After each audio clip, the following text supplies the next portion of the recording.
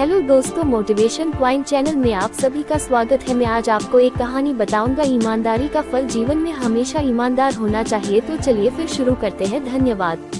कहानी ईमानदारी का फल। एक समय की बात है, प्रतापगढ़ नाम का एक राज्य था। वहाँ का राजा बहुत अच्छा था, मगर राजा को एक सुख नहीं था, वही कि उसकी कोई भी संतान नहीं थी और वह चाहता था कि अब वह राज्य के अंदर किसी योग्य बच्चे को गोद ले, ताकि वह उसका उत्तराधिकारी बन सके और आगे की बागडोर को सुचारू रूप से चला सके। और इसी को देखते हुए राजा ने राज्य में घोषणा करवा दी कि सभी बच्चे राजमहल में एकत्रित हो जाए। ऐसा ही हुआ। राजा ने सभी बच्चों को पौधे लगाने के लिए भिन्न भिन्न प्रकार के बीज दिए और कहा कि अब हम 6 महीने बाद मिलेंगे और देखेंगे कि किसका पौधा सबसे अच्छा होगा। महीना बीत जाने के बाद भी एक बच्चा ऐसा था जिसके गमले में वह बीज अभी तक नहीं फूटा था, लेकिन वह रोज उसकी देखभाल करता था और रोज पौधे को पानी देता था। देखते ही देखते 3 महीने बीत गए। बच्चा परेशान हो गया। तभी उसकी माँ ने कहा कि बेटा धैर्य रखो, कुछ बीजों को फलने में ज्यादा वक्त लगता है। और वह पौधे को सींचता रहा। 6 महीने हो गए। राजा के पास जाने का समय आ चुका था, लेकिन वह डर हुआ था कि सभी बच्चों के गमलों में तो पौधे होंगे और उसका गमला खाली होगा। लेकिन वह बच्चा ईमानदार था और सारे बच्चे राजमहल में आ चुके थे। कुछ बच्चे जोश से भरे हुए थे, क्योंकि उनके अंदर राज्य का उत्तराधिकारी बनने की प्रबल लालसा थी। अब राजा ने आदेश दिया, सभी बच्चे अपने अपने गमले दिखाने लगे, मगर एक बच्चा सहमा हुआ था क्योंकि उसका गमला खाली था।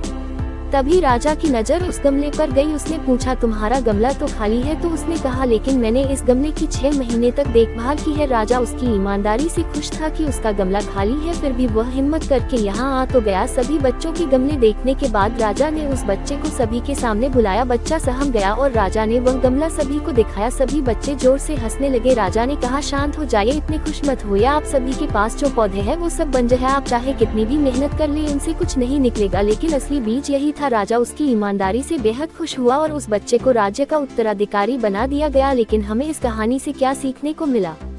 मेरे हिसाब से अपने अंदर ईमानदारी का होना बहुत जरूरी है। अगर हम खुद के साथ ईमानदार हैं तो जीवन के किसी न किसी पड़ाव में सफल हो ही जाएंगे, क्योंकि हमारी औकात हमें ही पता होती है। हम खुद को पागल बनाकर खुद का ही नुकसान करते हैं।